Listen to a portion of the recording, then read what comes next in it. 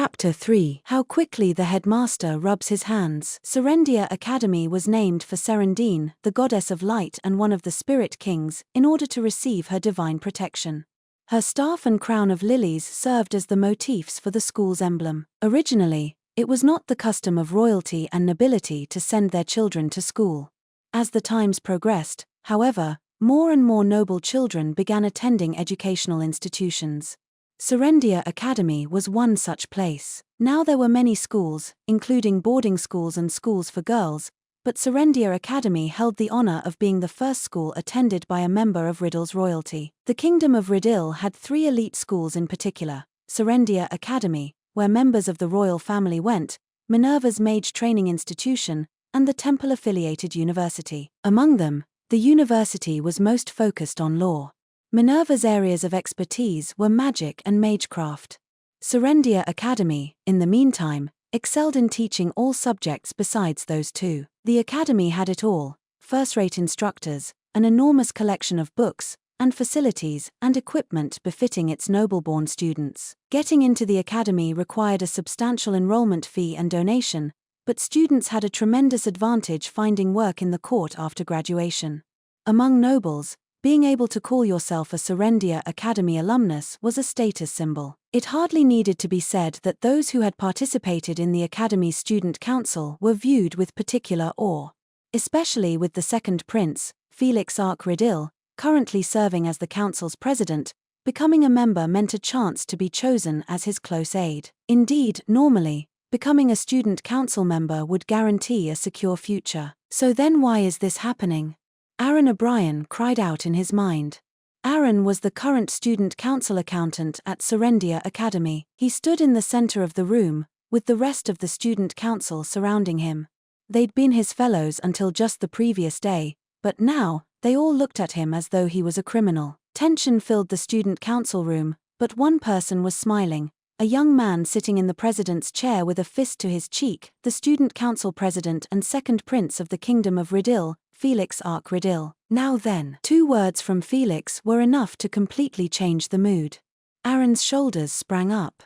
Felix directed a smile at him, the smile of a deeply compassionate saint. "Our investigation has uncovered traces of tampering," began Felix. "Specifically, a misappropriation of budget funds. And it happened more than just once or twice. Isn't that right?" His voice was gentle and exceedingly calm, yet so cold that it felt like a knife stabbing into the listener's heart. Aaron remained silent. The secretary, a young man with brown hair and slightly droopy eyes named Elliot Howard, leveled a sharp gaze on him. "Then you've lost count of how many times you misappropriated funds," he said. "Because just from what I've found, the count is more than 30. Elliot's tone was flippant, but his eyes were replete with disdain as he watched Aaron. After Elliot, another secretary, a beautiful blonde girl named Bridget Graham, covered her mouth with a folding fan and remarked, "That is quite a lot, considering it covers only last year's general budget." But did he not also embezzle funds from the special budget? At Bridget's words, a short boy with bright brown hair named Neil Clay Maywood, their officer of general affairs, nodded. "Yes. We're still reviewing the special budget, but there were signs of falsification there as well, so there is little doubt. A preliminary count places the combined total at close to 50 instances." Faced with one person after another pointing out his misdeeds, Aaron clicked his tongue. "How the hell am I supposed to remember how many times I did it?" His collaborator had warned him he was going overboard, but even so, he should never have been discovered. As Aaron maintained his silence, Felix, gentle smile still on his face, began again. "We selected you for the student council at the recommendation of my grandfather, Duke Clockford." Student council members were appointed by the president. There had been several who had used money in order to curry favor with Felix, and by extension with his grandfather, Duke Clockford. One of those who had offered quite a lot was Aaron's father, Count Steil. That was why Duke Clockford had ordered his grandson Felix to select Aaron for the student council. If he'd only done his job as accountant properly, both his and Count Steil's futures would have been secured. Unfortunately, House Steil had contributed a little too much to Duke Clockford, resulting in near destitution. As a result, Aaron's allowance had been greatly reduced, and he had started embezzling student council funds for money to fool around with. Damn it, Damn it, damn it. Aaron ground his teeth and Felix's eyes narrowed. As the prince passed his judgment, his voice was incredibly soft and ice-cold. He meant to corner Aaron slowly and prolong his torment. I cannot levy any punishment greater than expulsion. However, my grandfather will likely cut all ties with Count Style. Aaron felt the blood drain from his body. Everyone who studied at this academy knew that behind the second prince was the most influential noble in the kingdom, Duke Clockford. And the Duke was a cold-hearted, merciless, and brutal man. It would seem your father sought the trust of House Clockford in order to obtain loans. Oh, how sad. After this, Count Style will be unable to receive a loan from anyone, and your house will likely fall into ruin. Aaron's face became slick with sweat. I'll be fine, he thought. I know it. I know they'll do something about this. He'd had a collaborator this whole time. He was certain they would pull some strings and get him out of this mess. Yes. They'll. But when he tried to envision his collaborator's face, he found that he couldn't. At first, he thought it was only confusion due to his current distress, but the more he tried to remember, the more blurred his memories became. His thoughts dulled. His head swam. Why? Why can't I remember them? Aaron O'Brien had had a collaborator. He was sure of it. Pretty sure, at least. They had conspired with him in exchange for half the takings, and yet, he couldn't remember that collaborator's face, or their voice, or their name, nothing at all. For some reason beyond his understanding, the memory had completely vanished. The sensation was similar to the fear one might feel seeing a gaping hole in one's body. Face soaked with sweat, he held his stinging head and began to tremble uncontrollably. His intense fear gave way to panic. Aaron was a breath away from losing it, and then Felix, with that saintly smile, delivered the finishing blow. Do you understand? Your foolishness has caused the downfall of House Style. Aaron could hear a thread snap in the back of his mind. He had lost control. The inside of his head was hot. Really hot. It felt like the blood vessels were being burned away, and he gave himself up to the heat, shouting out as froth began to form on his lips. Shut up, shut up, shut up. The royal family are just lapdogs of the Duke. With all his self-control gone, Aaron jumped onto the desk in a rage and tried to grab Felix. Before he could touch the prince, however, one of Felix's aides waiting at the wall leaped into action and restrained him. This young man with platinum blonde hair was Cyril Ashley, the student council's vice president. Cyril swiftly chanted a spell, then gave the command, freeze. Immediately, Aaron's feet were covered in blocks of ice. Now that he'd restrained Aaron with ice magic, Cyril's well-defined features warped into an angry glare. How dare you? Brutish remarks and violence directed at His Royal Highness. You deserve to die 1,000 deaths. I'll turn you into an ice sculpture and knock you out the window. The ice covering Aaron's feet began to make cracking noises as it crawled up each of his legs. At this rate, he would transform into a full-body ice sculpture. But as the ice reached Aaron's knees, Felix interrupted. It isn't your job to deal with him, Cyril. At Felix's command, Cyril immediately halted the progress of his spell. Then he bowed his head to the prince. I acted out of line, sir. Please accept my humblest apologies. You were concerned for my safety, right? Thank you for protecting me. Felix smiled at Cyril before letting his gaze drift back to Aaron. His eyes, sky blue with just a drop of green mixed in, looked mercilessly upon Aaron. Aaron O'Brien, you shall confine yourself to your dorm until official notification of your expulsion is handed down. You should have plenty of time to reflect on how much of an idiot you must be to have been outwitted by a lapdog of the Duke. Muttered Aaron from trembling lips. His memories were rapidly growing hazier and hazier. He knew he'd had a collaborator. He was sure of it, but he couldn't remember. No. Had he really been working alone? In the carriage heading for Serendia Academy, Monica was at a loss. What to do. To be precise, the reason she was cradling her head in her hands at the moment had to do with the rooms in the girls' dormitories. Serendia Academy was a boarding school, and its dorm assignments were generally 2 people to a room. But Monica, who had been living in a mountain cabin due to her fear of being around people, was never going to survive living in a 2-person room. As if having to guard the prince isn't troublesome enough, it doesn't need to be anything fancy. Just please let me have an attic room. The school did have single-person rooms, but those were apparently limited to students with exceptional grades or those who had made significant donations. To tell the truth, it wouldn't have been that difficult to pay the required donation. Monica had barely touched the income she received as one of the 7 sages, so money wasn't the issue. But with her cover story as Monica Norton, the outcast of House Kerbeck, it would no doubt arouse suspicion if she paid a large donation to secure a single room. The problem would be solved were she to share a room with her collaborator for this mission, Isabel, but the younger girl was a first year in the advanced course. The dorms usually put people of the same year together, so as a second year, Monica couldn't be paired with her. What to do? What to do? As Monica trembled, head still buried in her hands, Isabel offered a confident proposition. If the dorms are what you're worried about, my sister, I have an idea. Allow me to resolve the matter brilliantly and in a way befitting a proper villainess. A proper villainess, repeated Monica, visibly confused. Isabel grinned. You can leave it to me. Eventually, the carriage reached Serendia Academy. The building was beautiful, just like the Riddle Royal Palace.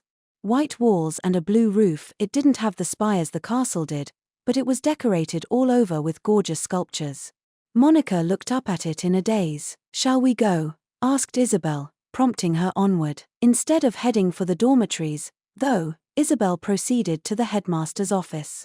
If we suddenly request a meeting, thought Monica, filled with trepidation, won't the headmaster be cross with us? Contrary to her expectations, however, the headmaster was quite obsequious in accepting their request, rubbing his hands together all the while. Isabel's family, House Kerbeck, was famous. In fact, it was one of the top 5 rural noble houses in the kingdom. Given how much they donated to the school, it was no surprise that the headmaster was especially deferential toward Isabel. Oh, why, hello and welcome, Lady Isabel. As always, I am eternally indebted to your father. The headmaster was middle-aged and wore his grey hair combed down. His large face was now covered with an ingratiating smile as he guided Isabel and Monica into his office. As befitted a school for the children of nobles, Serendia Academy's interior was sumptuously decorated. In particular, they'd clearly spared no expense on the headmaster's office.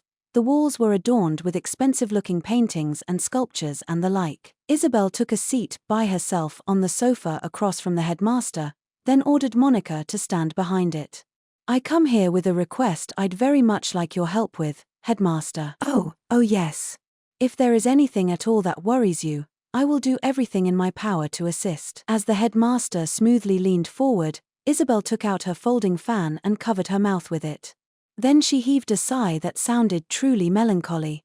I have heard Serendia Academy's dormitories are 2 students to a room. I am a very delicate and sensitive girl, and I simply couldn't stand to sleep in the same room as someone I've never met. Oh. If that is all, you needn't worry. I will prepare an individual room that is worthy of the noble daughter of Count Kerbeck. And now that you mention it, that young lady is a relative, isn't she? Shall I prepare a room for her near yours? Well, I never. You would put her close to me, said Isabel, taking the opportunity to raise her voice. The headmaster shuddered in surprise. Monica, who hadn't been clued in on Isabel's plan, was also shocked and couldn't help but let out a squeal and shudder. You must be joking. Isabel continued. I shall not be placed in a room anywhere near this girl who smells of mud. I do sincerely apologize for being so insensitive. I will prepare a room for her as far away from yours as. Headmaster. Even a normal room is unsuitable for this girl. I would feel just terrible for whoever was forced to live with her. When Isabel tilted her fan and began to fake cry, the headmaster's hand-wringing accelerated considerably. As he rubbed his palms together in a display of obsequiousness, he said soothingly, in that case, what would you have me do? Behind her fan, Isabel let slip a smile. She was now certain of her victory. Then she glanced up at Monica, who was hanging her head behind the sofa, and said in a mean-spirited voice, Why, an attic room is good enough for the likes of you. Isn't that right? Trembling, Monica eked out a nod. Isabel turned back to the headmaster and assured him, she agrees, as you can see. An attic room, repeated the headmaster, sounding averse. He was probably more concerned about the academy's reputation than he was about Monica. Isabel turned a sharp glare on him. Is it unavailable? If so, a stable would suffice. No, no. We'll have a bed brought up to the attic room. Yes, yes. As the headmaster looked away, Isabel shot Monica a wink. Monica was totally astonished by this skillful villainous-style resolution. The villainesses are pretty amazing, but it wasn't villainesses who were amazing, it was Isabel. Once she had left the headmaster's office, Monica let out a sigh of relief. The attic room was above the storage room on the top floor of the student dorms, a different floor than all the other students. Such treatment might have reduced a proper young noble lady to tears, but Monica was incredibly grateful for it. Lady Isabel. Thank. As Monica attempted to murmur out a thank you, Isabel's eyes suddenly got misty. Monica, shocked, looked at her in a panic. Lady Isabel? If only we could have been roommates. We could have arranged secret tea parties in the middle of the night or crawled under the covers together and shared secret. But I can't allow myself to get in the way of your mission. I fully understand that. After wiping her eyes with a handkerchief, she threw her arms around a flustered Monica and clung to the back of her neck. My sister, if you're ever free, please come to my room to visit. I'll do my very best to make you feel welcome. Oh, okay, said Monica, nodding stiffly. Isabel suddenly realized what she was doing and straightened herself out. They could hear voices from around the corner of the hallway. The entrance ceremony wasn't until tomorrow, but a few teachers and students with club activities could be seen around the school. Thus, it wasn't strange for them to run into someone, but the conversation they were hearing was certainly unusual. Damn it! Let me go. Let me go. I did nothing wrong. Shut up already. Or I'll freeze your mouth shut next. Settle down, Cyril Ashley. Yeah, Cyril. You're being even louder than he is. From around the corner came 3 male students and 1 young male teacher. A student with black hair was screaming and shouting to be let go, while the other 3 were restraining him, apparently trying to bring him somewhere. Isabel whispered to Monica in a low voice so that only she could hear, that black-haired young man. That would be Lord Aaron O'Brien of House Style. I've seen him before at social events. Aaron was a fairly tall boy, and the other 3 were having a hard time restraining him despite their number. Isabel took out her fan and smoothly covered her mouth. The brown-haired boy is Elliot Howard of House Dasby. I'm not familiar with the silver-haired one, but since he wears the student council emblem, he must be from an elite house as well. I see, thought Monica. As Isabel had pointed out, the 3 male students wore small emblems on their lapels. Isabel had both a good memory and a sharp eye. The way she'd recalled their names so quickly and spotted their lapel pins was brilliant. Monica furtively glanced at her in admiration. Wouldn't she be much better at infiltration than I would? She wondered. In the meantime, the clamorous group of 4 started heading their way, so Isabel and Monica both quickly moved to the wall to make room. The brown-haired boy with the droopy eyes, Elliot Howard, looked toward them and casually raised a hand, saying, "Sorry for the noise." But right then, the black-haired Aaron, the one being restrained by the other 3, looked at the 2 girls with bloodshot eyes and shouted, Hey, you 2, say something already. I'm being tricked. I don't remember, I don't know, I can't recall. Arth, quiet already. Shut your mouth, barked the silver-haired young man, veins popping out of his temples. He then quickly muttered something. The muttering brought Monica's head back up. It was a magecraft chant, and a shortened one, too. The silver-haired boy weaved his spell in half the time of a normal chant, then snapped his fingers. Aaron's flailing wrists froze together like shackles. The silver-haired boy then produced a small shard of ice in his palm and rammed it into Aaron's mouth, holding it there. As the ice shard was shoved into his mouth, Aaron's eyes widened, and he voicelessly screamed, Mage, hopefully this cools your head a bit, spat the silver-haired boy distastefully. The droopy-eyed Elliot looked at him in exasperation. Cyril, did you know all the girls call you the Icy Scion? What is that supposed to mean? It's the name of a character in a novel popular in the capital. Apparently, he's wonderfully cool and collected. Why don't you try a little harder to meet their expectations? I fail to understand. I am always calm. Elliot simply shrugged at Cyril, the young silver-haired man. Finally, the teacher addressed them both and said, Let's get moving. Yes, Mr. Thornley, answered Elliot without argument. Cyril looked at Isabel and Monica and offered a brief apology. Then the three of them dragged Aaron away. When all four were out of sight, Isabel broke the silence. I wonder if something's happened in the student council. Speaking of the student council, its president was the target of Monica's assignment, the second prince, Felix Arc-Riddil. If there had been an incident in the student council, it meant Monica, his bodyguard, would need to learn the details. No.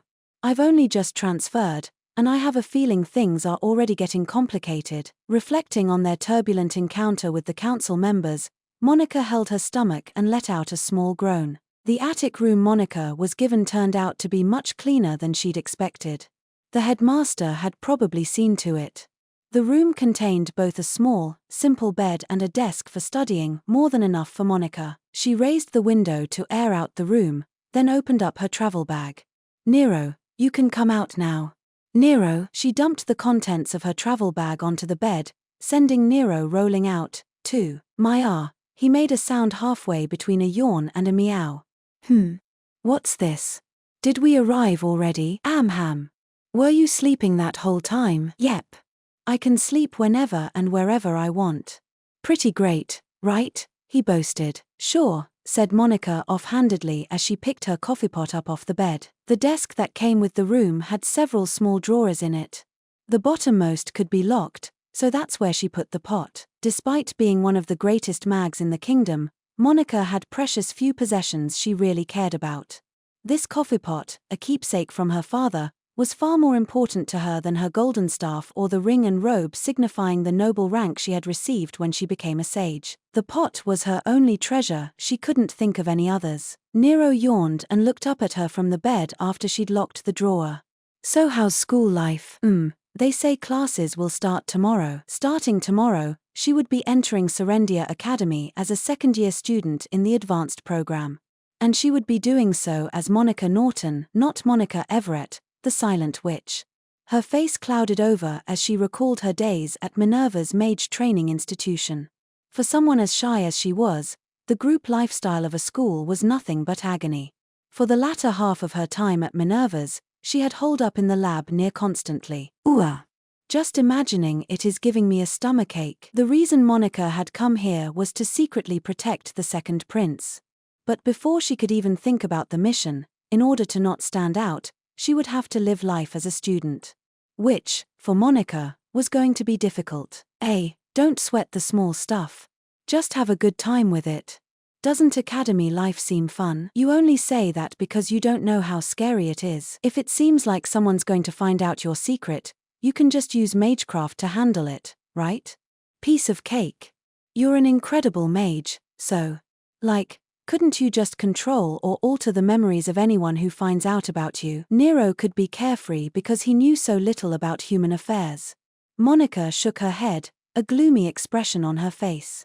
Actually, any magecraft that interferes with human minds, like manipulating someone or rewriting their memories, that's all forbidden. If I used it on someone without permission, they'd take my mage certification away from me. Magecraft that interfered with someone's mind or mental state was permitted only in very special circumstances, such as when extracting confessions from criminals. Researching it was allowed, and Monica had read a book or two on the subject. However, while she could use such spells if she wished, she didn't particularly want to. Spells like those are really hard to control. Sometimes people develop side effects, like memory problems or falling into a state of confusion. And I've heard that if it goes really poorly, they might never regain consciousness. What? That's terrifying. Amham. So you can't use it for just anything. Suddenly, Monica recalled Aaron O'Brien, one of the male students they'd passed by earlier today. He had been in a state of confusion, saying he didn't know, didn't remember, and so on. That sounded very similar to the symptoms of someone whose mind had been interfered with using magecraft. No, it can't be, thought Monica before shaking her head and turning her focus to preparing for the next day. Humans sure do have it rough, said Nero, his whiskers bobbing up and down. Yeah. I wish I could be a cat, muttered Monica with a dry laugh. Nero narrowed his golden eyes and stared up at her. Ever heard of survival of the fittest? It's even worse for cats than it is for dragons. I can assure you, if you were to become a cat, A crow would peck you to death within minutes. Ha! She had no answer to that.